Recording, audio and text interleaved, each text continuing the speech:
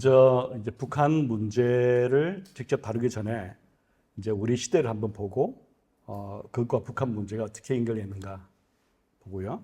아마 이 부분은 앞에서 한 강의에서 좀 다룬 것 같습니다. 그죠? 그 다음에 북한의 대남 그 통일 정책이 왜 변했나?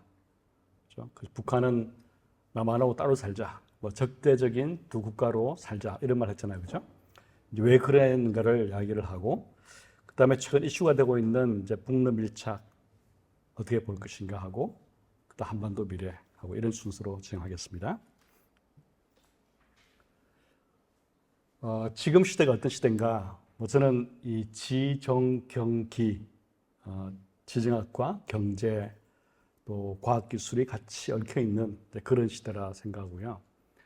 거기다가 북한 문제까지 우리는 떠안고 있는 거죠. 즉 세계가 변하고 시대가 변하는데 이제 북한 문제까지 떠안고 있는 것이 우리 한국 현실 같습니다.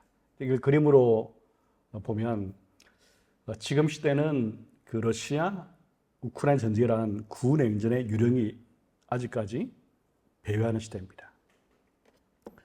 제가 전공이 이제 이 소련 포함한 그 사회주의 경제 체제를 공부했습니다. 제가 유학 이제 간 것이 1991년인데 그때가 소련이 붕괴하던 해였습니다. 그래서 사회주의 체제를 공부하러 갔는데 이제 공부할 대상이 이제 붕괴하고 있습니다. 이제 사회주의 체제를 공부한 이유는 학부와 대학원 다닐 때 생각해 보니까 이제 북한을 알기 위해서 제일 먼저 필요한 것이 이 사회주의의 본산이라 볼 수 있는 이 소련을 공부해야 되겠다 이렇게 생각한 거예요. 그런데 이제 소련 붕괴 이후에 이 세계 질서가 많이 변하잖아요, 그죠? 그 제가 공부한 당시에 우크라이나가 매우 중요하다 그런 말을 많이 했습니다. 왜냐하면 우크라이나가 유럽과 이 러시아 사이의 버퍼 국가잖아요, 그죠? 그래서 우크라이나를 발전시켜야 한다, 뭐 도와야 한다 이런 말이 많았습니다. 그런데 우크라이나 스스로도 이 발전하는 동력을 찾지 못했고 또 러시아가 보니까 헤매는 거예요. 경제 성장률도 오랜 기간 동안 마이너스였습니다. 그래서 이 러시아가 소련이 붕괴하고 러시아가 된 다음에 GDP가 제일 많게는 40% 줄었습니다. 그 100이던 GDP가 60으로 준 거예요. 이제 그러다 보니까 이 서방은 이 러시아는 이제 끝났다 생각하고 이 우크라이나 문제를 잊어버렸습니다. 이제 그런 사이에 우크라이나는 더 이제 러시아보다 헤매게 되고 그래서 GDP가 러시아는 40% 줄었는데 우크라이나 60% 줄었습니다. 이제 이런 가운데서 이제 우크라이나는 잊혀지고 있었던 거죠. 물론 그 이후에 우크라이나가 민주화되고 이랬지만 경제적인 측면에서는 훨씬 러시아가 잘 살았습니다. 근데 이것이 이제 군행전 아니겠어, 그죠? 콜드워인데 아직까지 이 군행전의 유령이 시대를 배하고 있습니다. 근데 여기에 지금 신냉전까지 있다고 그래요. 물론 신냉전이라는 말이 정확한 말인가 하는 것은 학자 사이에 디베이트가 있지만 만약에 이제 우리가 군행전과 대비하기 위해서 쓴다 그러면은 미중 패권 경쟁 아니겠어요? 이거는 시작되고 있습니다. 이 시대가 어떤 면에서는 냉전이 두 개가 겹치고 있는 거예요. 불안하죠, 그죠? 여러분 괜찮으세요? 위험한 시대입니다. 제가 서울대 국가미래전략원 원장할 때 그 헤리티지 재단, 이제 미국의 그 보수 정부가 들었으면 이제 뭐 공화당이겠죠. 이 정책을 만든다고 하는 뭐 그 필러 회장님은 그 파운더, 이 설립자고 또 회장을 오래 하셨습니다. 그래서 이제 공화당에서 대통령이 되면 정책은 우리가 다 만들어준다. 뭐 그런 일종의 자신감이 있는 그런 탱크인데 제가 대담을 하며 여쭤봤습니다. 이 미중 패권 경쟁이 얼마나 갈 거냐 이렇게 물어보니까 한 단어로 답을 했습니다. indefinite. 미국에서는 뭐 decisive decade에서 결정적 10년을 말하지만 이게 10년 될지 뭐 20년 될지 그 이상 갈지 모른다 하는 것이 뭐 지정학을 꿰뚫고 미국의 정치를 통찰하고 있는 뭐 대가족이죠. 대가의 답이었습니다. 그런데 이제 여기에 우리가 이제 북한 문제가 껴 있잖아요, 그죠? 근데 북한 문제가 북러 밀착을 보면은 이 북한 문제가 바로 러우 전쟁과 또 연결되어 있습니다. 즉 러시아 우크라이나 전쟁할 때만 하더라도 야, 저 멀리 전쟁이 설마 우리한테 이렇게 생각했잖아요, 그죠? 저 멀리 막 내리는 폭우가 갑자기 전선을 확장해가지고 한반도에 지금 큰 먹구름이 되어 있는 거 아니겠어요? 미중 패권 경쟁은 당연히 우리한테 그렇죠? 뭐 연결될 수밖에 없는 구조입니다. 그러니까 우리가 얼마나 취약한지 아는 거죠. 그렇죠? 이 구냉전과 신냉전이 맞물려 있고, 북한 문제는 이 둘과 연결되어 있으니까 이게 이제 우리가 앞으로 헤쳐가야 할 엄청난 과제입니다. 거기다가 이제 여러분 뭐 다 아시겠지만 뭐 AI를 비롯해서 AI 레볼루션 이런 과학기술의 새로운 변동성 혹은 발전이 이루어지고 있습니다. 얼마나 지금 복잡하겠습니까? 얼마나 언서튼하겠어요. 이런 시대입니다. 제가 작년에 강의할 때 아마 그날 그 폭우가 태풍이 왔습니다. 제 강의 초에 그랬습니다. 오늘 날씨 같은 시대다. 막 바람이 불고 태풍이 불고 어떻게 될지 모르고 하는 시대가 됐는데 아마 지금 이제 우리 시대가 그런 날씨와 비슷한 겁니다. 굉장히 불확실하고 변동성이 많고 항상 놀랄 준비를 해야 되고, 하지만 그런 가운데서도 침착하게 우리의 살 길을 찾아야 되고, 또 가능하면 먼저 시대가 어디로 가는지, 어떤 식으로 우리한테 다가올지 미리 예상을 하고 예견을 하고 또 준비를 해서 또 그에 대응할 필요가 있습니다. 제가 이제 어디서 강연하기 위해서 이 그림을 그렸습니다. 옛날에 이제 그 시대는 미국, 중국, 러시아 이 삼국을 보면은 레고로 보면은 딱 정렬되어 있어 가지고 튼튼한 구조입니다. 근데 지금은 레고가 이 보시는 것처럼 이렇게 흔들릴 수 있는 조금만 충격을 주면 와르르 무너지는 그런 레고 구조입니다. 여러분들이 그림으로 한번 이 시대를 한번 생각해 보십시오. 물론 미국, 중국은 뭐 초강대국이죠, 그죠? 러시아는 강대국이었죠.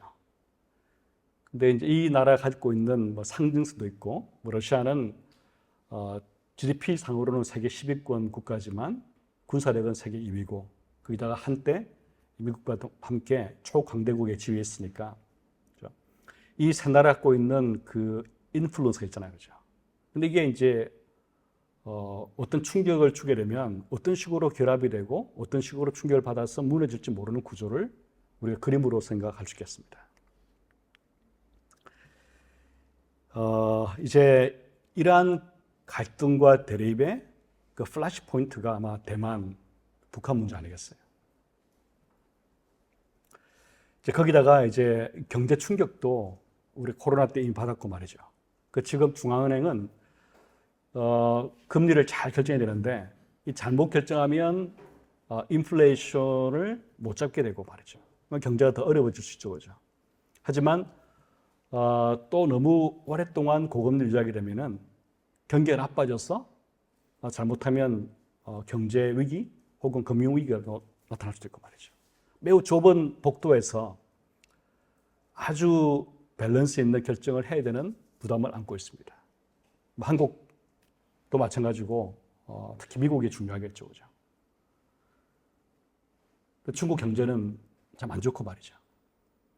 즉 경제와 또 이 지정학이 서로 맞물려 있습니다. 만약에 중국 경제가 더 어려워진다 그러면 이 중국이 투사할 수 있는 힘의 한계가 있겠죠, 그죠? 뭐 하고 싶은 것이 있다 하더라도 내부 사정이 딱 뭐 어려우니까 마음대로 할 수 없을지도 모르고, 아니면 내부가 어려우니까 시선을 외부로 돌려보자 할 수도 있고 말이죠. 이렇게 복잡한 시대입니다. 그러니까 이게 복잡하다 알아야 돼요. 이 정책 결정하는 분들 혹은 정치인들의 가장 큰 적이 뭐냐면 뭐겠어요? 예, 단순함. 그냥 한마디로 정의하려고 그래요. 이 복잡한 걸 잘 모르고 한마디로 딱 정해서 이거다 하는 거예요. 제가 2003년에 이제 한국에 들어왔거든요. 영국에 12년 살았는데 이제 학위를 받고 이제 교수를 했는데 2003년에 제가 처음 들어왔을 때 느꼈던 우리 한국의 그 북한 인식하고 지금하고 별 차이가 있는가? 그때 이후로 20년 지났기 때문에 이 AI 시대에 말이죠. 우리 지식이 얼마나 증가했어야 되고 얼마나 대북 정책이 진화되고 북한 인식이 정확해져야 되는가 생각하면은 충분한 발전이 있어야 되는 20년 아니겠어요? 근데 제가 2003년에 들어와 보니까 이 북한 어떻게 보는가 하는 것이 이 보수와 진보를 나누는 가장 중요한 잣대입니다. 너 북한 어떻게 생각해? 이 말만 던져보면 얘가 보수인지 진보인지 판단 기준이 됩니다. 제가 들어와서 얼마 있지 않아 가지고 어디 가서 이제 그 북한 관련 세미나 앉으겠습니다. 그러니까 어떤 분이 질문하시는 거예요. 교수님의 이데올로기가 뭐냐고 물어보는 거예요. 왜 학자가 세미나 있는데 제 이데올로기를 물어봐요? 결국 그분의 관심도 당신의 말을 오늘 들었는데 그 말을 듣기 전에 당신의 인식적인 전제를 알고 싶다. 보수 진보를 밝히는 거 아니겠어요? 제가 보수겠어요, 진보겠어요? 어떻게 생각해요? 저도 몰라요. 제가 이제 2014년부터 중앙일보 칼럼을 쓰고 있습니다. 오늘도 칼럼 나왔는데 한 10년 썼으니까 아마도 북한 관련 칼럼 중에서는 최장수 칼럼입니다. 이 북한 관련 칼럼 쓰면은 오래 못 써요. 왜냐하면 금방 틀리니까. 그렇죠? 북한 가볼 수도 없고, 김조 만날 수도 없고, 그렇다고 데이터 있는 것도 아니고, 그러다 보니까 예측이 안 되니까 칼럼을 쓰고 나면 금방 틀리잖아요. 그죠? 그러면 이제, 언론사에서 그만 쓰시죠. 이렇게 되잖아요. 그죠? 그래서 10년 쓰고 있어요. 근데 그동안 제가 들었던 여러 가지 이제 저에 대한 평가를 보면은 저도 제가 누군지 모르겠다. 저도 모르지만 어떤 분들은 가끔씩 저를 이제 옛날에 좀 빨갛다 이렇게 했습니다. 빨갛다. 무슨 말 알겠죠, 그죠? 그 어떨 때는 이제 뭐죠? 아주 보수적으로 굉장히 극단화된 보수를 뭐라 그래요? 그는 칼라로 표시 안 하는데 뭐라고 부르는가요? 뭐 보수 골통이라 그러나요? 하여튼 보수 골통도 돼보고 그 다음에 이제 제가 지난번에 쓴 칼럼이 한국 핵무장 하면 안 된다 하는 칼럼 썼거든요. 댓글 잘 안 봅니다만 가끔씩 이제 이렇게 보면은 친북 좌파예요. 우리가 핵을 가져야지 북한하고 이렇게 맞짱을 뜰 수 있고 억지로 생기는데 얘는 분명히 북한과 내통하는 칩자다. 그러니까 핵무장 하지 말자가 아니냐 이렇게 해서 이제 저를 친북, 뭐 종북, 뭐 좌파 이렇게 생각하는 거예요. 오늘 제가 이제 북한의 관줄 뭐 이거 썼는데 뭐 그걸 보고 또 어떻게 평가할지 모르겠어요. 한 번은 옛날에 제가 그 일본의 수출 규제에 대응해서 우리 한국에서는 뭐 지소미아 철폐한다 그러고 막 난리칠 때 말이죠. 그럴 때 한국과 일본이 그 서로를 이해하는 관점을 가져야 된다 해서 뭐 쓴 칼럼이 있어요. 칼럼에 이제 본 댓글이 지금까지 기억되는 가장 제가 좋아하는 댓글입니다. 뭐라고 했냐면은 이놈은 토착 외구니까 바로 체포해서 광화문에 처형하자. 제가 그동안 보면 저도 제가 누군지 모를 정도로 아주 다양한 평가를 받습니다. 이거 뭐냐면 결국 우리나라 국민의 이 북한 보기는 딱 하나 코드밖에 없어요. 이 시대가 복잡한데 그 하나 코드로 북한이 보이겠습니까? 제가 이제 가끔씩 실수를 금하는 때가 있어요. 우리 대통령 후보 되신 분들이 서로 토론할 때 있잖아요. 그죠? 그럼 어떤 분이 이렇게 말씀하십니다. 제 말에 예, 아니오로 답하세요. 북한은 적입니까? 하면 문제 뭐 이렇게 말하려고 하면은 예, 아니오만 답하라는 거예요.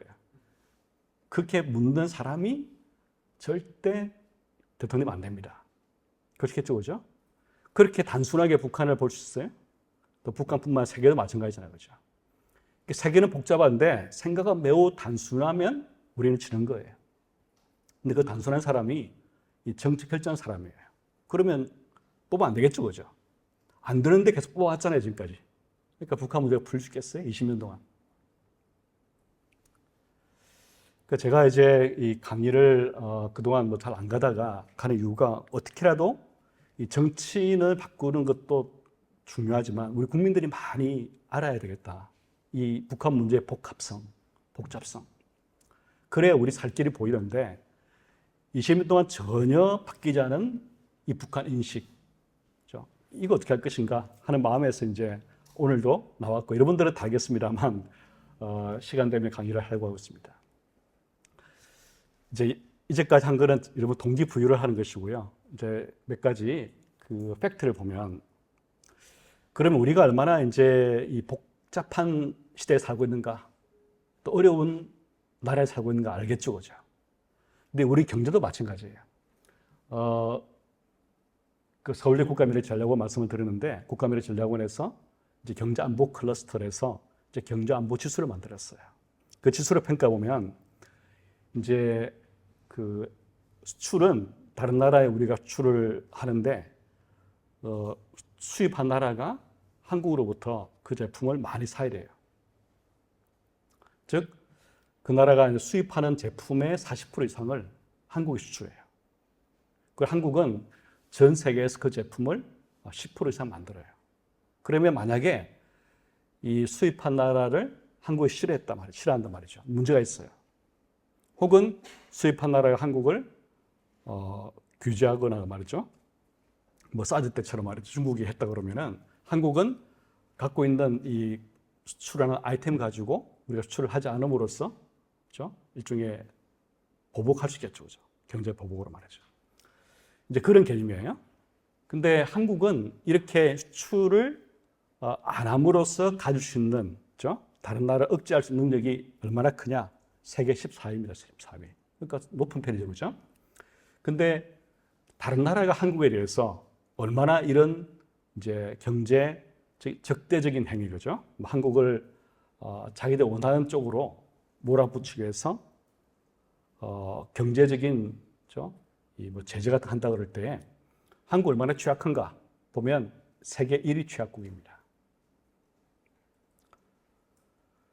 이거는 뭐 당연할 수 있습니다. 왜냐하면 한국은 그동안에 어떻게 발전했냐면은 전 세계에서 많은 뭐 원재료 수입해가지고 가장 복잡한 제품을 팔아서 성장했습니다.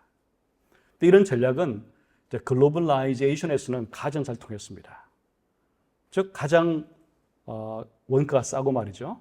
그걸 잘 만든 회사가 있는 나라부터 그걸 수입해가지고 반도체 만들고 이 복잡한 팔아가지고 팔았잖아요, 그죠? 지금은 그게 취약성이 되어버린 거예요. 이 복잡하다 말은 이 제품 만들 때 좀 많은 단계가 있다는 거잖아요, 그죠? 그 단계 중 하나가 끊어지게 되면 그 제품은 만들지 못해요. 반도체는 이 공정이 수백 개라고 그래요. 뭐 300개, 400개, 500개. 근데 하나만 딱 드러내도 반도체 만들 수가 없어요. 그 일본이 노렸던 거 아니겠어요, 그죠? 얼마나 취약하겠어요. 한국은 세계 최고의 취약국입니다. 이런 면에서. 따라서 이게 이제 우리가 갖고 있는 어려움이자, 그죠? 고민입니다.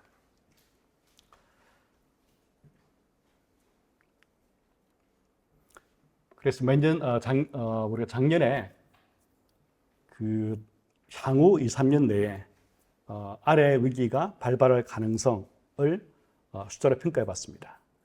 북핵 실험이나 이에 준할 위기 가능성 35%, 러시아 핵 사용 가능성 10%, 중국의 대만 침공 5%. 그러면 합하면 50%. 한 3년 정도 보면은 50% 확률로 우리가 정말 고민할 수밖에 없는, 또 우리가 엮일 수밖에 없는, 또 대응을 해야 되는 그런 위기가 올 가능성이 절반입니다. 심장이 좀 동요를 치시나요? 아니면 아주 차분하신가요? 차분하시면 강심장입니다. 좋은 거예요. 그렇게 동요할 필요는 없어요. 우리가 미리 알면은 훨씬 차분하게 대응할 수 있겠죠, 그죠? 뭐 중국이 대만 친구하면 한국은 별도로 있을 수 있겠어요? 안 되겠죠, 그죠? 그리고 북중 느가 같이 움직일 수 있겠죠, 그죠? 또 러시아 핵 사용하면은 그걸로 끝날까요? 지금 북러 밀착을 보면은 러시아의 핵 사용이 거기서만 끝날 가능성 별로 없다고 봐요.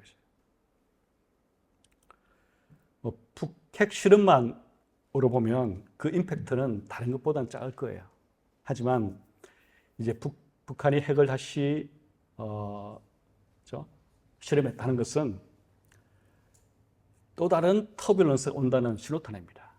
북한이 왜곡하겠어요? 한번 테스트 해보겠다. 이거 아니잖아요. 그죠?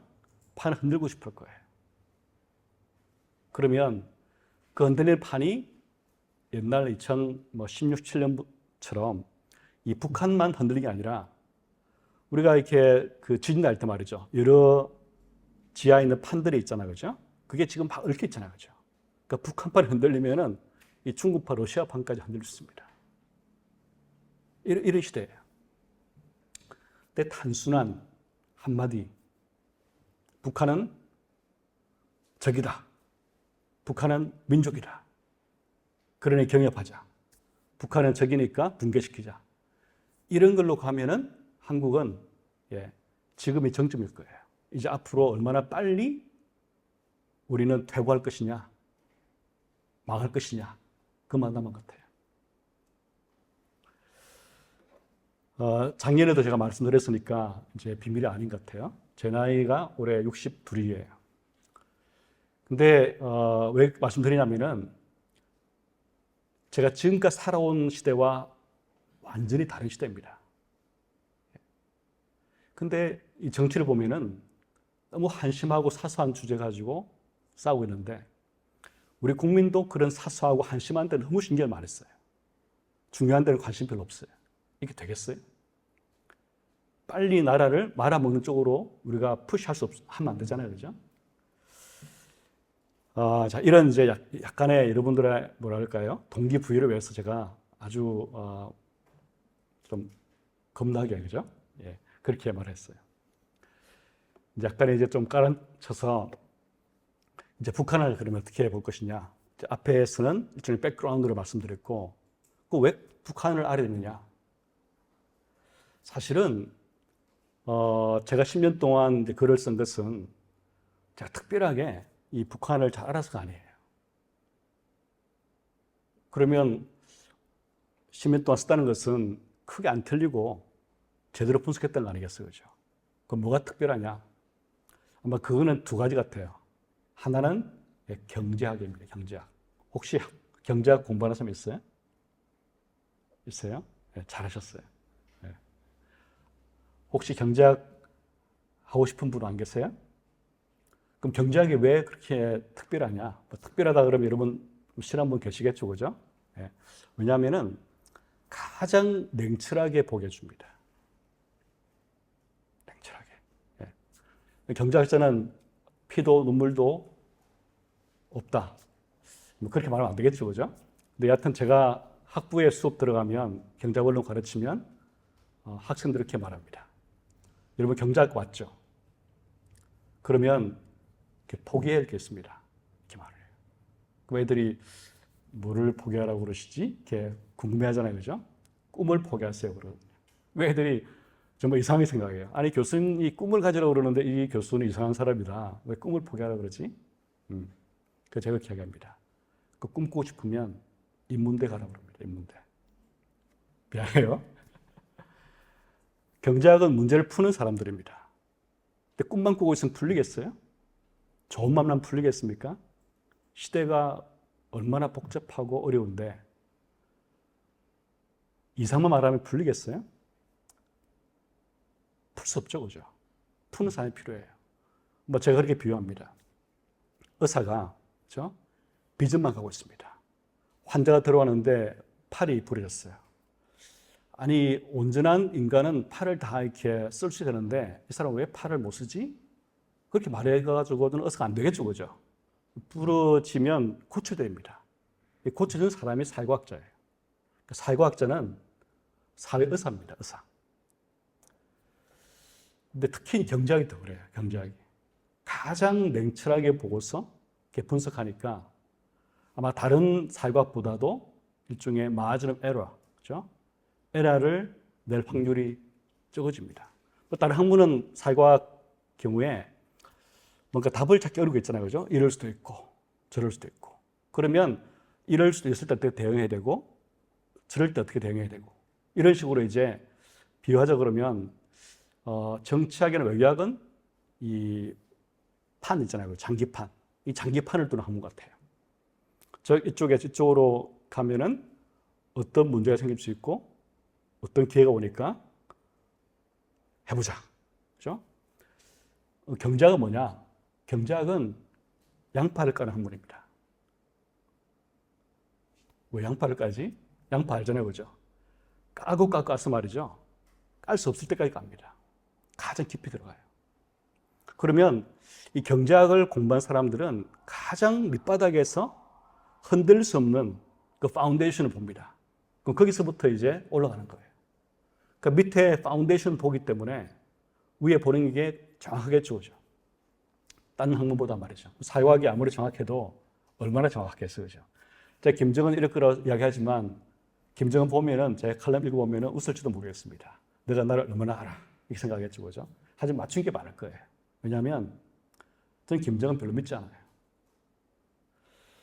가장 믿는 것은 뭐냐면 얘 말보다는 얘가 독재자고 인간이라는 걸 믿습니다. 그거는 그렇잖아요. 그죠? 가장 중요한 모티베이션은 목적 함수는 독재자로서 권력을 유지하는 거예요. 그게 파운데이션 아니겠어요?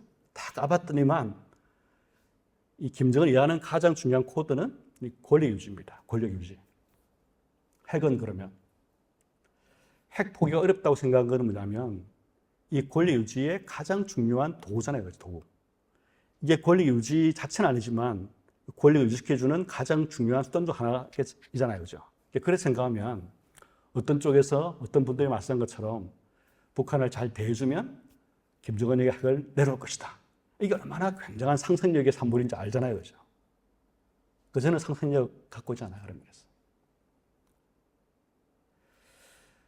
그리고 또 하나가 뭐냐면 이제 경제학의 힘이라고 말씀드렸고, 두 번째는 제가 이제 러시아에 가서 한 2년 정도를 살았습니다.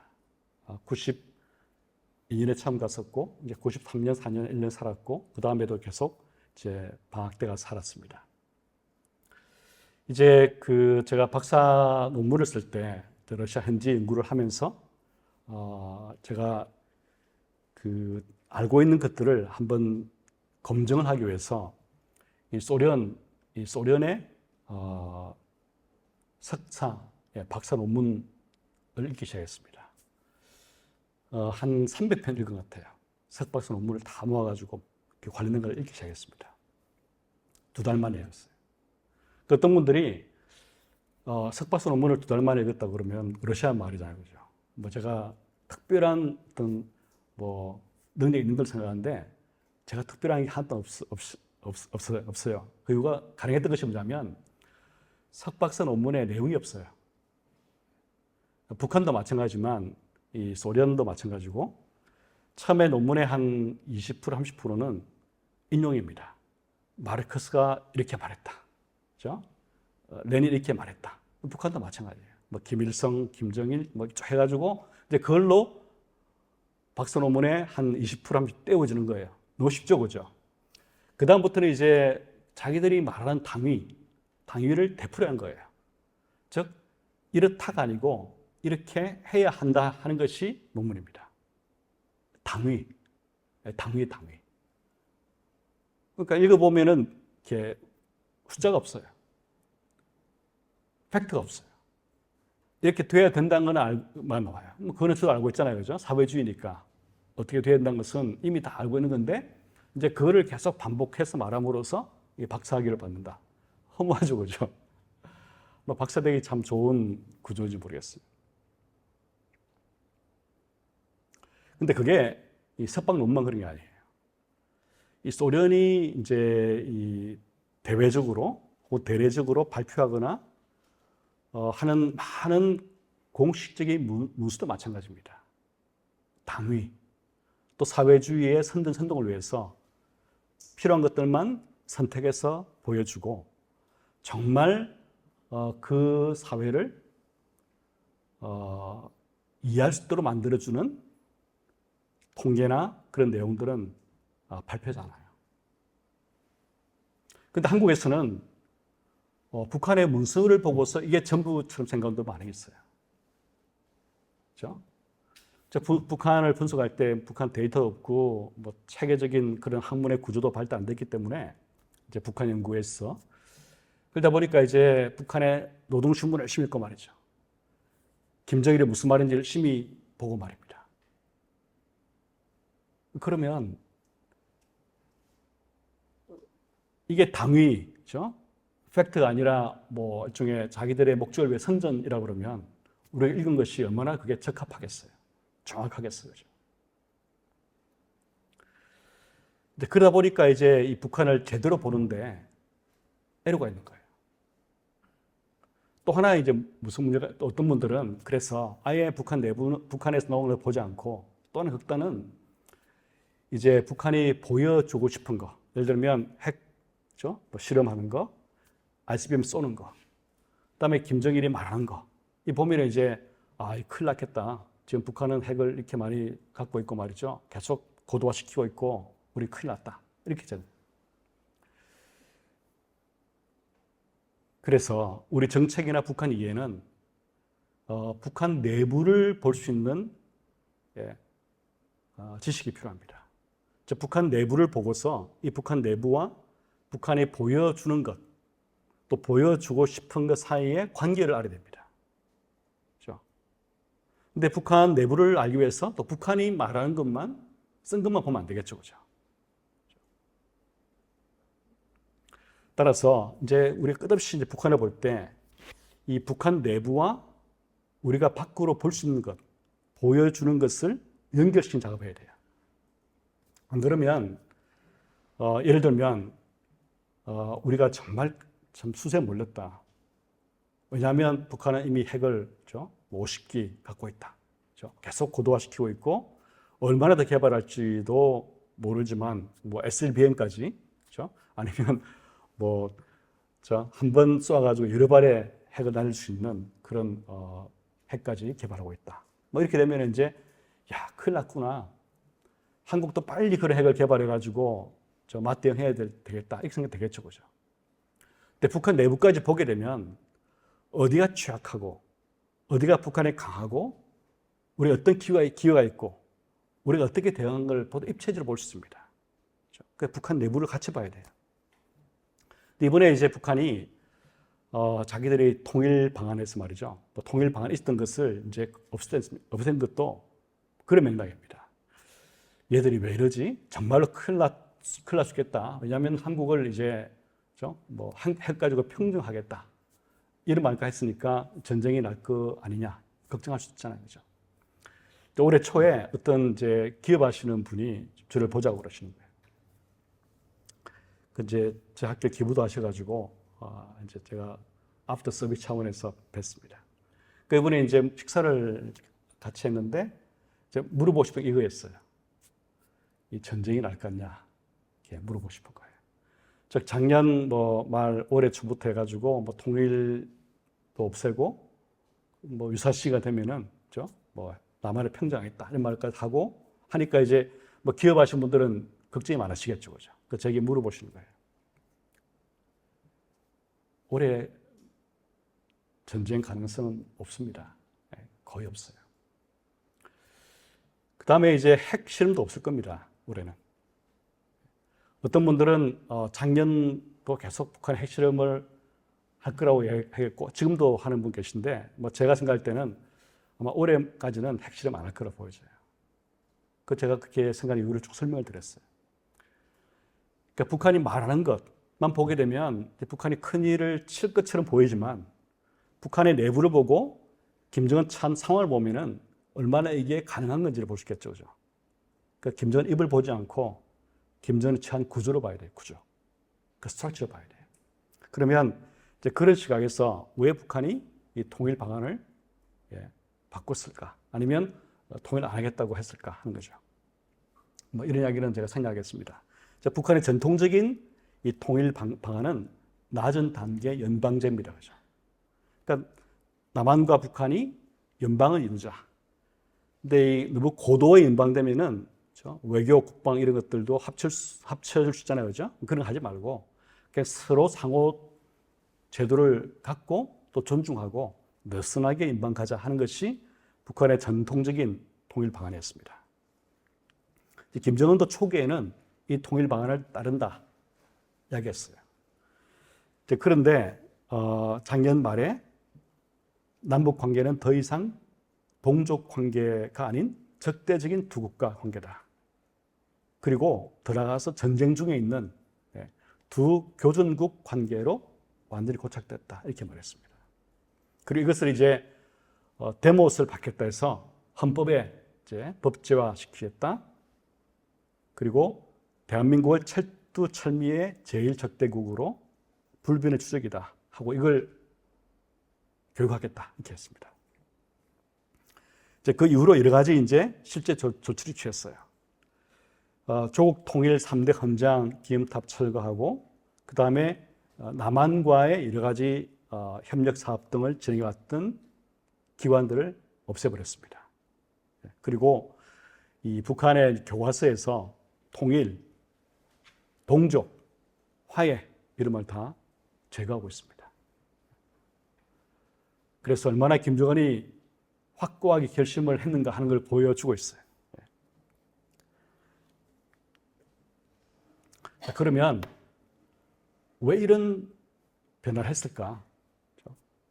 정말 김정은이 이게 원칙적으로 바꾼 것이냐, 아니면은 어떤 이유 때문에 한 것이냐, 어떤 국면적 이유 말이죠.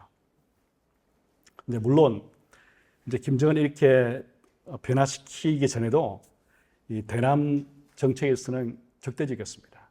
2019년 이후에 말이죠. 하나회담 결렬 이후에 여러분이 기억나시겠지만 남북 공동연락사무소 폭파했잖아요. 그렇죠?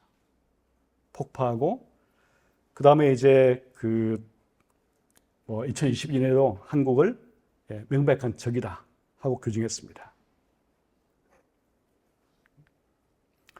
그러면 이 전환 이유를 북한의 대내, 대남, 대외 요인 세 가지로 우리가 분석해 볼 수 있어요. 이걸 설명하겠습니다. 제일 중요한 것은 북한 내부, 즉 대내 요인입니다. 하지만 대남과 이 대외 요인도 같이 플레이하기 때문에 이제 하나씩 보도록 하겠습니다.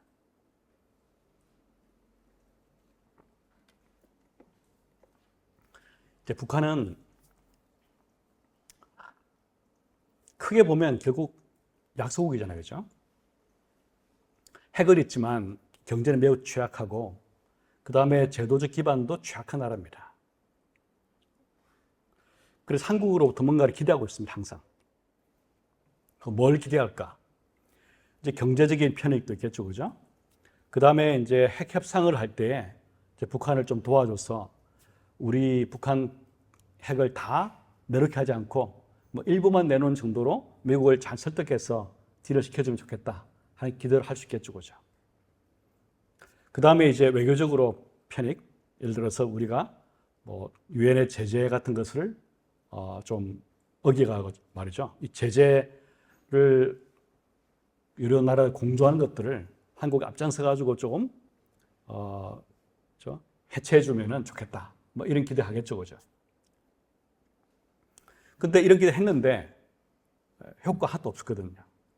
자, 하노이 회담 결렬 이후에 아마 김정은의 상실감, 실망감 아시겠죠, 그죠? 그 이후에도 보니까 한국이 제재를 먼저 이렇게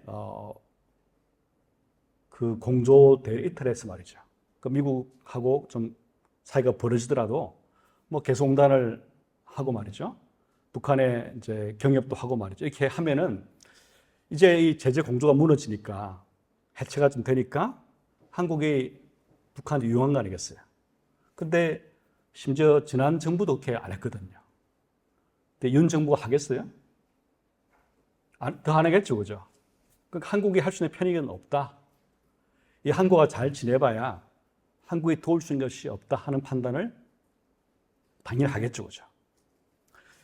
그러면 이걸 끊을 것인가 아닐 것인가 할 때에 편익은 거의 제로입니다. 남한이 주는 편익은 말이죠. 근데 코스트는 증가하는 거예요. 코스트는 거죠. 어떤 코스트냐면은 그게 이제 대내 요인과 맞물려 있는데 정권 유지에 남한하고 통일하겠다는 것이 부담이 되고 있는 거예요. 즉 코스트는 증가하는데 베네핏은 제로예요. 그럼 당연히 거래적으로 생각하면은 관계를 끊는 게 정상이겠죠, 그죠?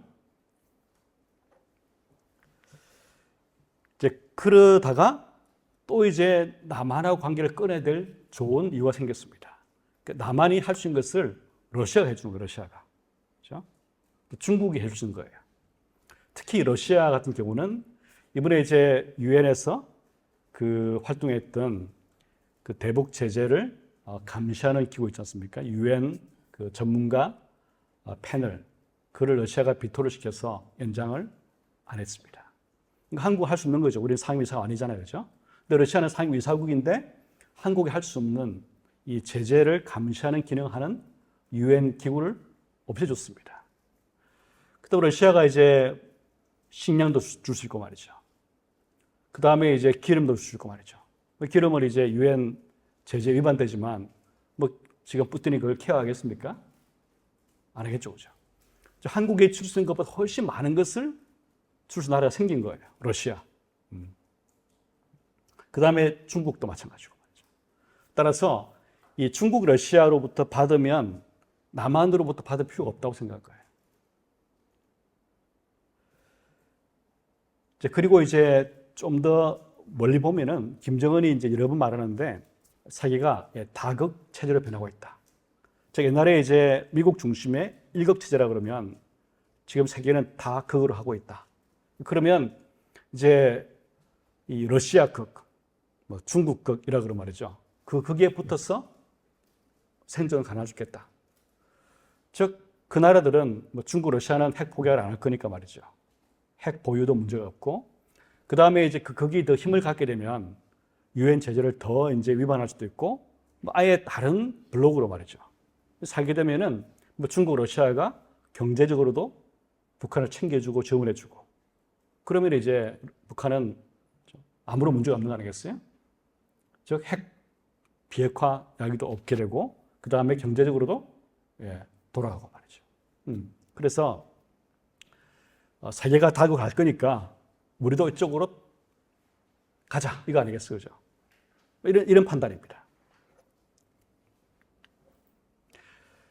자, 이것이 일종의 세컨더리한 이유라 그러면 가장 중요한 이유는 대내 요인입니다.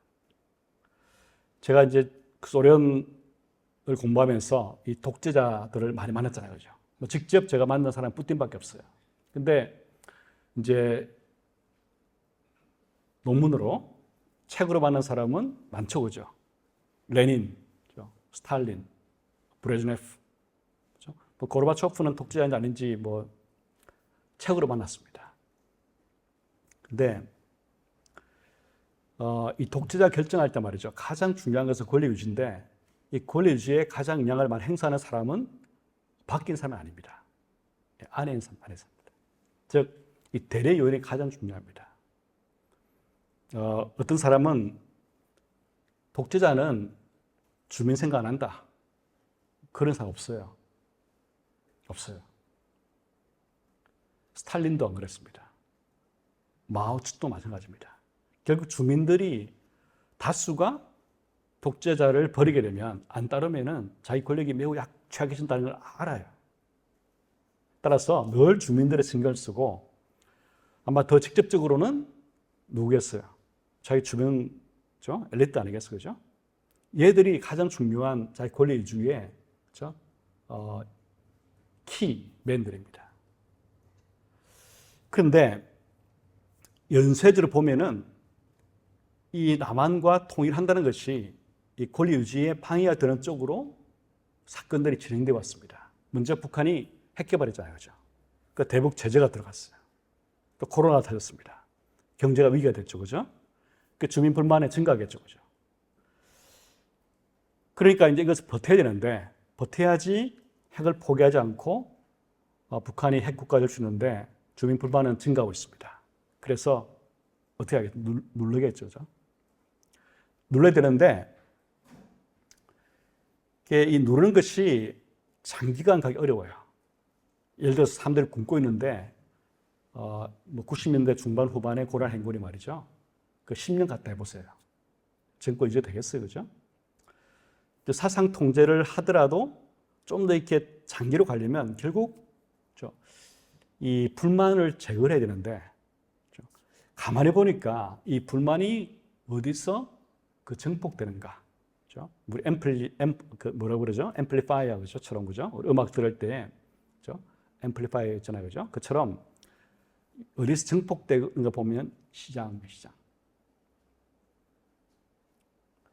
시장 활동을 한 사람들이 보면 자본주의를 더 좋아하고 그 다음에 이제 시장 활동하게 되면은 거기서 정보나 뉴스가 퍼집니다. 사람들 모이니까 말이죠. 그 전에 북한 주민들은 직장 가고 가정 생활하고 이게 전부였습니다. 그 다음에 배급받았으니까 말이죠. 그러니까 자기가 모르는 사람과 접촉을 해서 새로운 정보나 새로운 뉴스를 들을 기회가 없습니다. 근데 시장은 익명의 사람들이 만나가지고 사고팔고 하는 것인데 뭐 깊은 이야기를 못하지만은 뭐 대충 아는 이야기들을 전할 수도 있고 말이죠. 또 더 중요한 것은 거기서 이제 남한 문화 등을 담은 USB 같은 거 이제 팔리잖아요, 그죠? 또 남한 물건들이 유통이 되잖아요, 그죠? 그러니까 북한주의 마음이 한쪽은 자본주의로 가고 또 남은 쪽도 남한으로 가고 있는 거예요. 여러분 김정일하면 겁나겠죠, 그죠? 야, 내가 참 얼마나 대단한 독재자인가, 정말 잘했다 생각했어요. 어떤 면에서는 이 자기 발판이 무너지고 있다는 것을 느끼고 있을지도 모릅니다. 북한 주민이 자기 편이라고 생각했는데 가만히 보니까 뭐 여전히 겉으로는 자기 편인 것처럼 하겠지만 이 시장이 들어가서 보니까 이 시장에서 친자본주의적인 친남한적인 마인드가 자라고 있구나. 어떻게 되겠어요? 이 3종 세트를 내가 제거를 해야 되겠다. 그렇죠? 그래서 시장을 없애고 가능하면 그 다음에 남한을 제거하고 자본주의를 제거해야지 내가 그렇죠? 사상 통제를 하고 계속할 수 있는 거 아니겠어요? 이겁니다. 그래서 이제 북한이 뭘 했어요? 남한 문화를 제거하려고 하다 보니까 남한 말 쓰지 마라. 남한 드라마 보지 마라 한 거 아니겠어요? 그죠?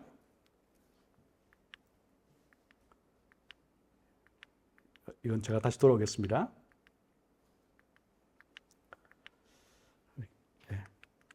다시 제가 그 법은 지명 관계로 생략 같은데 그래서 이 남한 드라마를 보는 사람들 은 감옥하고 말이죠.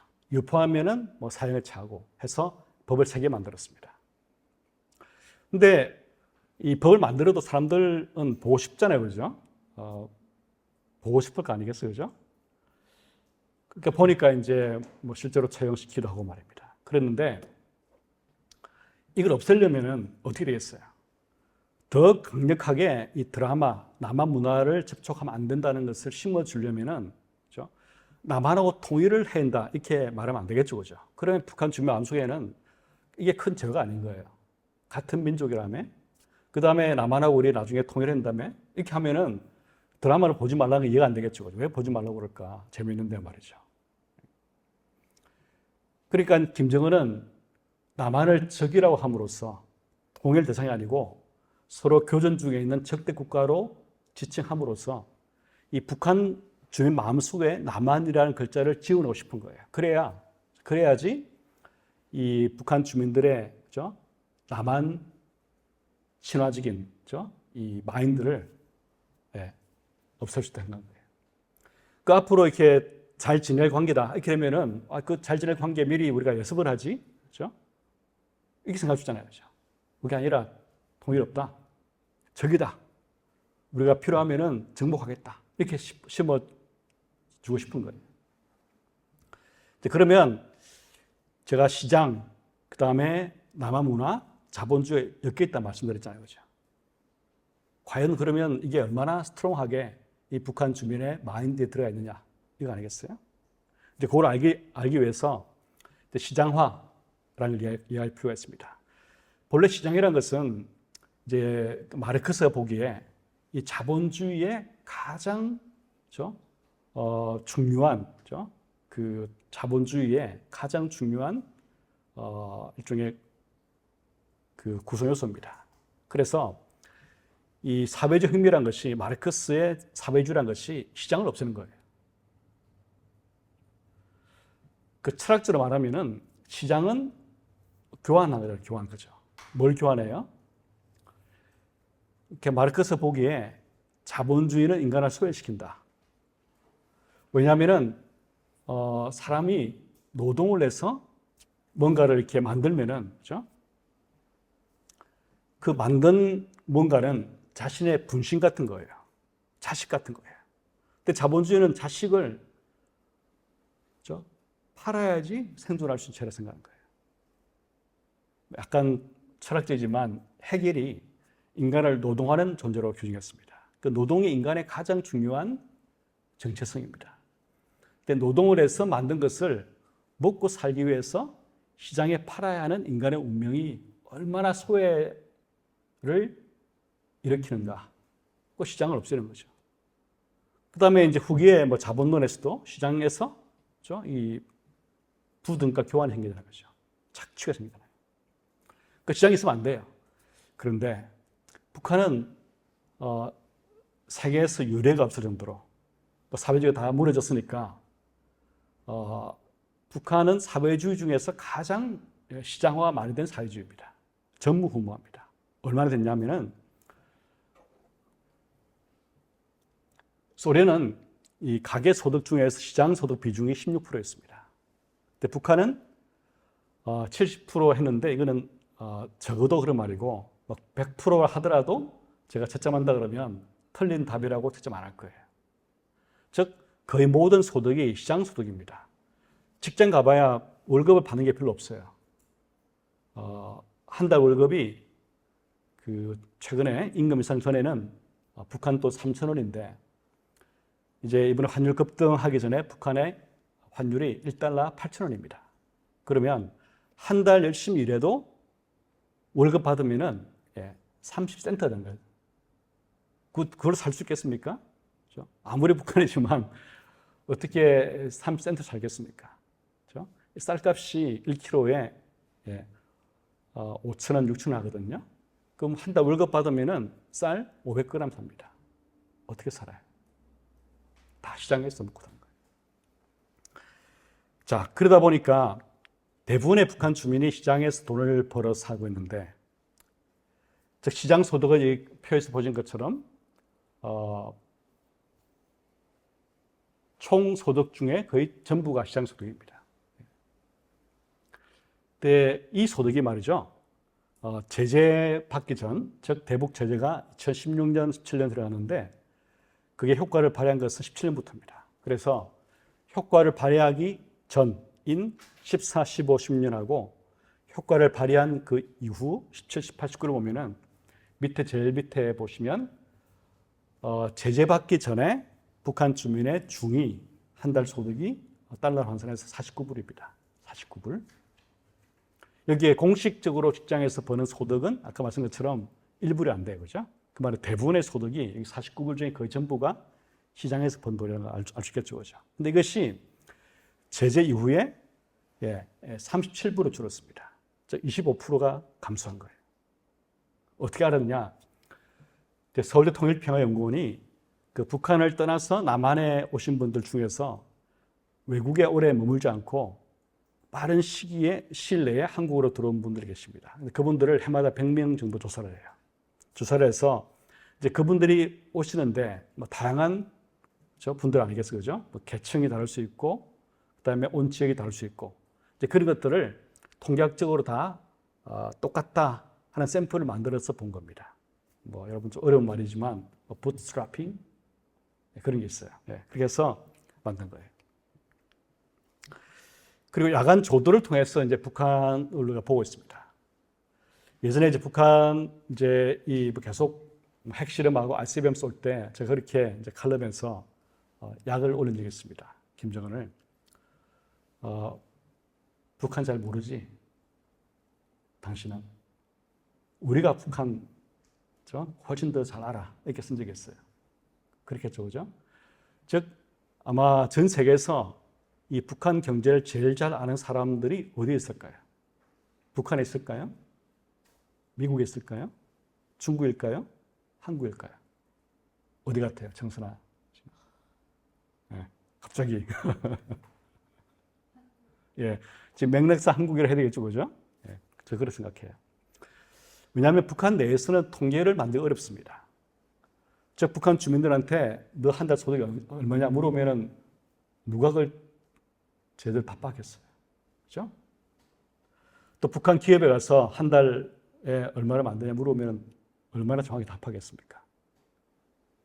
근데 우리는 지금 본 것처럼 북한을 야간 조도를 통해서 분석하기도 하고 말이죠. 그 대기 오염 정도를 측정하기도 하고, 그 다음에 이제 위성사진 찍어서 말이죠. 어떤 건물이 어떤 지역에 어떤 크기로 들어섰는지, 사람 얼마나 이동을 많이 하는지 다 볼 수 있습니다. 그리고 제가 앞에 말씀드린 탈북민 데이터도 있고 말이죠. 그래서 가장 객관적으로 북한을 잘 들여다보는 사람들은 아마 남한에 있을 거예요. 근데 그렇게 해서 봤더니만 앞에 이제 주민 소득 감소와 비슷하게 야간 조도를 통해서 본 연구 결과에 따르면 이 제재가 북한 제조업 생산을 한 20% 떨어뜨렸다. 이로 인해 GDP가 한 12% 줄었다 하는 그런 추정을 했습니다. 그러면 당연히 이 북한 주민들은 제일 중요한 관심이 잘 먹고 사는 거 아니겠어요, 그죠? 잘이라보다는 그래도 굶지 않고 사는 거 아니겠어요? 이 보시면 이제 김정은의 지지도, 탈북민한테 물어봤어요. 아까 똑같은 그 서울대 통일평화연구원 자료인데, 귀하가 북한에 살 때 귀하의 이웃들은 얼마나 김정은을 지지하는 것처럼 보이냐 이렇게 물어봤어요. 대략적으로 한 거겠죠, 그죠? 보면 김정일 때 56% 정도였습니다. 그런데 이제 김정은 들어서는 높아졌어요. 제일 높을 때가 78년. 즉 여러 정상회담을 할 때 얼마나 북한 주민들이 프라이드가 생겼겠습니까? 그때 김정은은 국제 정치인 이런 말 있잖아요, 그죠? 그를 인기 누릴 때에 73%였습니다. 근데 하노이 노딜이 되고 경제가 더 어려워지면서 팍 떨어지는 거예요. 그래서 마지막 데이터가 2019년에 온 분들입니다. 이분들 따르면 63% 들었습니다. 자기 아버지 때하고 비슷해진 거예요. 지금 얼마일까? 지금은 이제 코로나 이후에 국경 봉쇄 때문에 탈북민이 별로 없어요. 따라서 우리가 데이터가 없지만 제가 아마 추측해 보면은 지금은 자기 아버지의 인기도 56%보다 훨씬 낮을 것이다 보입니다. 이거는 경제적인 추이랑 거의 비례할 거예요. 물론 어떤 분들은 그래도 이 자본주의, 민주주의 국가의 리더보다 높은 거 아니냐. 50% 어디냐. 기시다를 보면은 이렇게 할 수 있겠지만 뭐였어요? 민주주의는 그래도 레지스턴스 말이죠. 그래 찍었잖아요. 찍으면 인기가 20몇 프로라고 그래가지고 버리겠습니까? 근데 이 독재자, 자기가 쿨을 했거나 말이죠. 아버지 물려죽거나 한 사람은 결국 성과를 보여줘야 되는 거 아니겠어요? 50% 지지 매우 불안한 지지입니다. 일단 북한 주민들은 얼마나 그러면 지금 알고 있냐. 어떤 사람들은 이 고난의 행군 때가 경제가 훨씬 어려웠는데 그때보다는 지금이 나으니까 이 북한이 전혀 문제가 없다. 틀렸어요. 그는 이 북한 주민, 그때의 주민과 지금 북한 주민의 의식과 별 차이가 없다고 전제하는 거예요. 차이가 엄청 많아요. 지금 북한 주민들의 생각은 아마 이럴 거예요. 제일 내 인생의 중요한 목표는 돈 버는 거 생각합니다. 잘 사는 거. 그러니까 옛날에 90년 중반 고난 행군 때 북한 주민들은 그런 생각 못 했을 거예요. 갑자기 배고프니까 이 굶주림을 면하고 싶지만 이 굶주림 이유를 어떤 김정은 정권의 실패라기보다는 김정일 정권의 실패라기보다는 자연재해, 미국의 제재 이렇게 생각했을 거예요. 지금 북한 주민 물어보면 아까 제가 스킵했지만 왜 북한이 모산에 물어보면 다 대부분 알고 있습니다. 모산 이유는 개혁 개방 안 하기 때문에, 김정은 때문에, 권력 자본자들 때문에 그게 답하거든요. 그래 얼마나 통찰이 어렵겠습니까? 통찰이가. 김정일은 평지에서 치르는 전투라 그러면 김정은은 언덕을 오르면서 치르는 전투, 영어로 말하면 uphill battle입니다. 그만큼 어려운 거예요. 경제가 똑같이 나쁘다 그러면 지금 훨씬 더 정권에 대한 지지가 낮을 것이고 그 말은 내구성이 떨어졌다고 보는 거죠.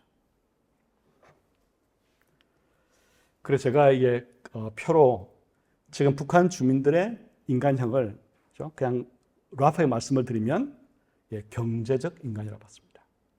그 전에 북한 주민은 주체 사상의 인간입니다. 지금은 제일 중요한 것이 잘 사는 것인데 김정은의 권력은 인정합니다. 하지만 경제 문제는 타치하지 마라. 우리가 알아서 시장에서 먹고 살 거니까 이것만 건드리지 않으면 당신이 독재하든 말든 관계없다. 이럴 거예요. 이런 주민들의 변화를 생각하면은 김정은의 권력 유지라는 것이 자기 아버지 때보다는 환경이 안 좋은 거예요. 증거가 있느냐? 제가 시장과 자본주의 마인드가 있죠? 연결될 때 말씀드렸지만 그 증거를 말씀 못 드리는데 이게 증거입니다. 탈북민을 모시고 저희들이 이제 여러 가지 실험도 해보고 그 다음에 조사를 해봤습니다. 남한 주민과 비교를 해서 어떤 그룹이 자본주의를 더 지지하느냐. 이 자본주의라는 것은 여러 가지 정의할 수 있겠지만 가장 중요한 것은 이 국유보다는 사유, 그 다음에 경쟁을 받아들이고 성과에 따라서 월급을 차등을 주고 이걸 받아들인 거 아니겠어요, 그죠? 그렇게 질문해 보면 이게 이제 X축에서 30대면은 자본주의의 만점입니다. 근데 제일 그래프를 보시면 세 그룹 중에서 연두색 그룹이 있죠, 그죠? 이 그룹은 남한 출신 주민입니다. 남한 태어난 분들, 이분들이 가장 자본주의 친화적이에요. 근데 나머지 두 그룹이 차이가 나요. 즉 여기 그 퍼플 컬러의 그룹은 블루보다도 자본주의를 더 지지하는 그룹인데 이 사람 누구냐면은 이 북한에 있을 때 시장 활동한 사람들입니다. 북한에 있을 때 시장 활동 해보니까 체험적으로 이 자본주의는 나를 먹여 살리는데 이 사회주의는 아무것도 해주는 게 없구나. 나는 자본주의가 좋다. 그런 거예요. 시장이란 것이 북한 주민들을 자본주의 쪽으로 푸시하는 거예요. 마인드를 말이죠. 그러니까 쉽게 말씀드리면 이 몸은 북한에 있는데 마음은 남한 자본주의로 반쯤 넘어온 분들이 북한에서 자생적으로 태어난 공간이 시장입니다. 즉 남한 출신 주민의 자본주의 지지도가 100이라고 그러고 탈북민 중에서 북한에 있을 때 시장활동 안 한 사람들의 자본주의 지지도를 0이라고 그러면 시장활동 한 사람은 자본주의를 40% 정도 좋아합니다. 더 좋아합니다. 그러면 절반 정도 아니겠어요? 그죠? 즉 똑같은데 그냥 북한에서 시장의 자본주의형 인간을 만들어내는 거예요. 이게 장기로 하면 어떻게 되겠어요? 김정은의 발판이 무너지는 거죠. 실제로 회계문서가 이건 거의 안 보이는 거 미안합니다. 안 보이는구나. 보면 이 주체 사상의 자부심, 김정은에 대한 제지도, 그 다음에 여러 가지 다양한 것 보면 맨 마지막에 집단 개인 우선도 보면은 가장 중요한 결정의 요인은 뭐냐면 두 가지입니다. 하나는 시장 활동했느냐, 또 하나는 남한 문화 집중했느냐. 남한 문화 집중하고 시장 활동하면은 이 북한 주민들은 친자본주의, 친남한으로 넘어오는 거예요. 넘어가는 거예요. 그쪽에서 보면 말이죠. 그러니까 이게 얼마나 위험하겠습니까? 제가 처음에는 이 시장이란 것이 갖고 오는 이런 트랜스포머티브한 말이죠. 이 변혁적인 효과에 대해서 칼럼을 안 썼습니다. 왜냐하면 이거 알면 또 이제 김정은이 망할 것이다. 그렇죠? 해서 이야기를 안 했어요. 이제 그러다가 제가 생각할 때 이게 거의 일리버스블하다. 이 불가역적이다 생각했기 때문에 이제 칼럼에 쓰고 논문도 냈습니다. 아마 이런 것들이 남한에서의 연구한 결과들이 우리는 데이터 갖고 연구하니까 말이죠. 이 북한에 들어가겠죠, 그죠? 들어가니까 안 그래도 직감적으로 시장 활동이라는 것이 굉장히 이게 자본주의를 이렇게 더 편만에 만들 것 같은데 이 솔리드한 데이터를 가지고 분석관까지 보니까 얼마나 걱정이 되겠어요. 야, 이걸 막아야겠다. 그래서 남한 문화, 자본주의, 시장 이 3종 세트를 막아야 되겠다. 하니까 이제 남한과 통일하기보다는 남한이 적이다. 기중화시켰죠, 그죠? 이런 변화라고 보여져요. 자, 이건 제가 이제 다 그래서 이야기했구나 하고 넘어가겠습니다. 그러면 우리는 어떻게 할 것이냐? 결국 제가 설명드린 것이 북한의 내부의 여러 가지 변화라는 것이 통일 방안을 없앤 가장 중요한 이유입니다. 그리고 남한이 줄 편익이 없다고 판단했고 그를 중국, 특히 러시아가 줄 수 있다고 생각했기 때문에 바꾼 거 아니겠어요? 이 말은 결국 김정은의 머릿속에는 코스트, 베네핏 어널리시스입니다. 이게 프린시플보다는 그렇죠? 생존을 위해서 내가 편익을 분석해 보니까 남한과 통일하는 것은 장사를 하는 비유하면은 큰 손해를 보는 거죠. 그래서 안 하겠다 한 거 아니겠어요, 그죠? 따라서 우리도 그에 맞춰가지고 북한이 통일 안 한다 그러니까 하지 말자 이렇게 나온 것은 이 거래적인 이유 때문에 편한 이 북한의 이 통일 정책의 변화를 그죠? 너무 단순하게 받아들인 거예요. 자, 그렇게 되면은 우리 통일하지 말자 그러면 여러 가지 이제 생각해 봐야 됩니다. 예를 들어서 북한 주민들은 어디로 갈 것이냐. 아무래도 기대를 하겠죠, 그죠? 만약에 북한이 뭐 어떻게 됐을 때 말이죠. 이 남한이 도와주겠지? 같은 민족이니까. 이런 기대가 있지 않겠어요, 그죠? 우리가 잘 산다는 것을 다 알고 있고 말이죠. 거의 대부분 알고 있고 말입니다. 그런 기대를 할 텐데, 남한이 이제 통일 안 하고 따로 살려고 그러니까 뭐 기대를 접겠죠, 그죠? 그게 과연 우리한테 도움이 될까요? 그런 거 못해서 말이죠. 따라서 저는 이렇게 생각합니다. 북한이 남북 대화 협력을 나올 수 있도록 돌아올 다리를 만들어 놓고 계속 북한 주민에 대해서 메시지 내고 말이죠. 우리가 같은 이웃, 한 민족이고 같은 이웃으로 항상 도와줄 준비가 되어 있다. 하지만 우리와 북한을 가로막는 것은 핵이 아니냐. 그래서 우리가 지금 핵을 대비해서 우리 국방을 강화하는 것이고 그다음 북한에 대해서 제재를 하는 것이고 하지만 이것이 이게 영원히 가야 할 관계가 아니라 미래로 더 잘 가기 위해서 할 수밖에 없는 것이다 하는 것을 계속 이제 이야기해야 되겠죠, 그죠? 그런 전략이 필요하다 보여집니다. 이제 5분 정도의 이제 북러 밀착을 설명할 것 같은데 혹시 이제 제가 오늘 다 못 끝내면은 그저께인가요? 그 조지 워싱턴 유니버시티 미국에 있는 그 연구소 한국 연구소하고 회의를 했습니다. 제가 발표를 한 10분 하고 그다음에 Q&A를 했는데 이제 그게 이제 앞으로 공개될 거예요. 유튜브에. 그러면 보시기 바랍니다. 네, 영어이기 때문에 제 영어는 여러분 다 알아들을 겁니다. 여러분 수준의 영어나 제 영어는 뭐 제가 더 못하겠죠, 그죠? 그러니까 다 들을 수 있으니까 한마디로 말하면 걱정이 큽니다.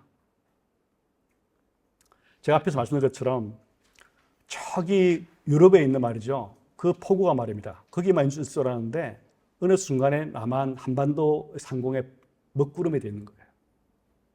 이게 어디로 튈지 모릅니다. 시작은 그렇죠? 이 포탄이 부족하다는 거예요. 포탄이. 그렇죠? 이 뿌틴의 말이죠. 전쟁을 했는데 너무 쉽게 생각했어요. 그래서 포탄을 충분히 갖고 있지 못한 상태는 충분히 생각했죠, 그죠? 근데 너무 많이 쓰는 거예요. 처음에 빨리 끝내려고 하루에 몇만 발을 썼다는 거예요. 그러니까 포탄 재고가 빨리 바닥이 난 거예요. 근데 그거를 이제 많이 할 수 있는 생산 시설 만드는 거 시간이 걸리겠죠, 그죠? 지금 만들었어요. 만들어서 옛날보다 한 3배, 4배 정도의 포탄 생산 능력이 있습니다, 러시아에. 그래도 이제 포탄 재고가 워낙 바닥나 있으니까, 그렇죠? 단기 차입금이 필요한 거예요. 그 브릿지 론입니다, 브릿지 론. 내가 앞으로 들어올 돈이 있는데 지금 당장 돈이 없어요. 그럼 어떻게 하겠어요? 은행 가서 그죠? 우리가 뭐라고 그러죠? 그 단기 차입금 빌려서 그죠? 하는 거 아니겠어요? 그런 비슷한 거예요. 그래서 제가 이제 칼럼에 쓴 것도 있으니까 한번 읽어보시기 바랍니다. 이게 이제 어떤 식이냐? 제가 처음에 이제 이걸 분석하면서 이것의 본질은 단기 차입금이고 따라서 스몰딜이다. 즉 북한은 러시아에게 포탄을 주고 러시아는 아마도 경제적 지원, 식량과 에너지를 가능성이 많고 군사 기술까지 주는 것은 굉장한 이 푸틴의 도박이다. 왜냐하면 그것은 남한과 관계를 이제 끊는 거 아니겠어요? 근데 전쟁은 언제 끝날 것이고 전쟁이 끝나면 푸틴에게 남한이 중요하겠냐? 북한이 중요하겠냐? 북한 할 수 있는 게 뭐 있어요? 북한과 러시아는 경제적인 보완관계 아니에요. 유일한 보완관계는 이 북한 노동자가 러시아 가서 싼 임금으로 일하는 것밖에 없어요. 그런데 극동지방에 투자를 받으려면 남한 기업에 들어와야 되고 말이죠. 그 다음에 남한 시장이 크잖아요. 그죠? 북한은 시장이 워낙 작기 때문에 뭘 팔겠어요?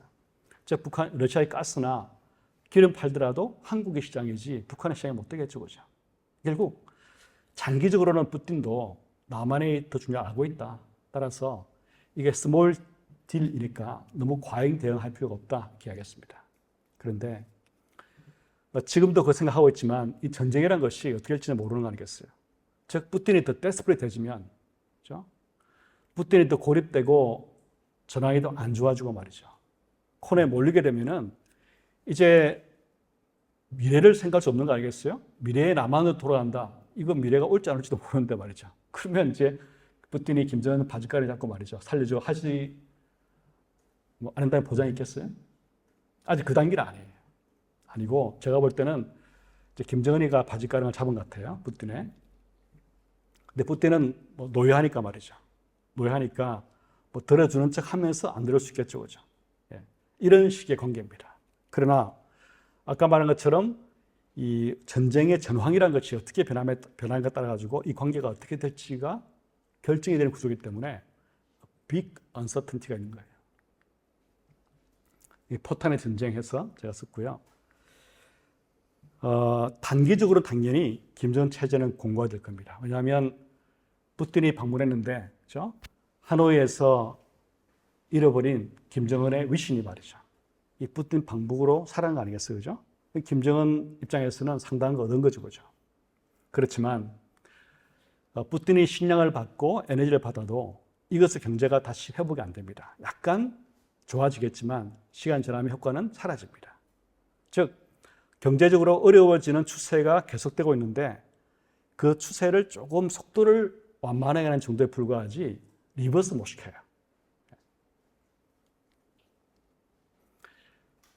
리버스 되려면 가장 중요한 조건이 북한이 개혁 개방하는 거예요. 리버스는 아니지만 훨씬 더 중요한 관계는 북중 관계입니다. 북중 무역이 전체 무역의 95% 이상이거든요. 그리고 북한과 중국 무역은 서로 상호 보완적이에요. 그러니까 자연적으로 굴러가면 서로 윈윈이 돼요. 근데 북러 관계는 자연적으로 굴러가서 윈윈 될 수가 없는 구조입니다. 할 수 있는 게 별로 없어요. 그렇죠? 근데 중국에 보니까 약간 화가 나는 거예요.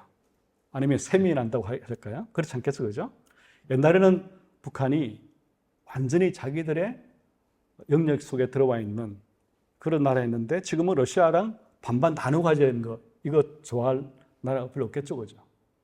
물론 겉으로는 테헤란 척 하겠죠. 그죠? 중국 사람 물어보면은 뭐 우리는 별로 신경 안 쓴다. 각 나라가 자기의 주권을 가지고 하는 것에 대해서 우리도 그죠? 신경 쓸 필요 없다.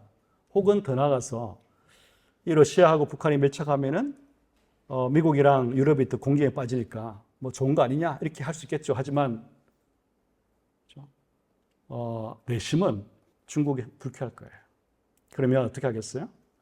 북러 잘 지내도 좋다 해놓고 돌아서서는 말이죠. 이 북한하고 중국 무역에서 여러 가지 이제 압력을 가하는 거예요. 그러겠죠. 따라서 이게 이제 반드시 모든 것이 북한에 좋은 게 아니에요. 이렇게 델리케이트한 이 강대국 사이에서의 경쟁과 밸런스라는 것이 어떻게 북한 체제에 미칠지 하는 것도 중요한 것입니다. 자, 그러면 이제 마지막 제가 이 말만 하고 해야 되겠습니다. 거대한 지정학 장기판 속에 있는 한반도. 우리는 어떻게 할 것이냐? 저는 우리 정부가 그렇죠? 대전략가를 좀 키워서 말이죠. 이런 분 말씀을 잘 들을 것 같아요. 이 지정학 장기판 전체를 머리에 두고 말이죠. 이제 키신저 같은 분이시잖아요, 그죠? 그리고 미국은 어쨌든 초강대국이기 때문에 이런 공부를 한 분들이 많이 있어요. 근데 우리 한국은 이런 공부를 한 사람이 그동안 배출 안 됐어요. 왜냐하면 다 학문이라는 것이 다 분들적이고 말이죠. 경제학은 정치를 몰라야 되고 말이죠. 정치하는 사람은 경제를 모르고, 또 인문대 쪽 사회과학 좋아하는 사람은 과학기술을 모르고. 근데 미국 가보면 어쨌든 싱크탱크를 하면서 혹은 정부에 있으면서 이것들을 다 연결된 구조를 하는 사람들이 있어요. 이런 분들이 정책을 만드는 거 아니겠어요? 대전략가가 없어요. 또 있다 하더라도 지금 같은 정치판에 그런 대전략가를 모시고 쓸지도 모르겠어요. 우리나라에서. 그래서 일단 공간을 넓게 보는 분들이 필요합니다. 전체의 구도 말이죠. 러시아, 우크라이나, 그 다음에 미국, 중국, 대만, 과학기술, AI, 반도체, 북한, 내부, 외부 이걸 다 가지고 종합균형적으로 말이죠. 이쪽에서 뭐가 오면은 어떤 식의 회로를 통해서 우리한테 영향이 올지를 볼 수 있는 사람이 필요해요. 그뿐만 아니라 두 번째는 결국 우리한테 가장 중요한 것은 남북 아니겠어요, 그죠? 그럼 결정적인 거, 딴 것들은 우리가 참여하지만 북한 문제 우리가 가장 중요한 스테이크홀더입니다. 그러면 공간적으로 넓게 볼 뿐만 아니라 시간적으로는 지금뿐만 아니라 미래까지 보는 사람이 필요해요. 미래까지 봐야 됩니다. 어떤 분들은 이 단기의 관점에서만 모든 정책을 올인합니다. 핵 가지자. 핵이 없으니까. 아니면 북한을 붕괴시키자. 아니 민족이니까 우리 제재하지 말고 미국하고 바이바이 하고 경협 바로 시작해버리자. 이게 바로 단계밖에 보지 못한 사람들의 어리석은 답입니다. 그래서 단기와 중기와 장기를 같이 보면서 전 세계를 머릿속에 장기판처럼 두고 있는 사람을 키우기 위해서 아마 동아시아연구원이 여기 여러분들을 초청한 것 같아요. 그래서 one of 이렇게 여기 있는 분들 중에 어떤 분들이 one 아닐 수 있겠지만 그 역할을 앞으로 하게 되길 바라고 그때까지 한국이 무사하기를 바랍니다. 감사합니다.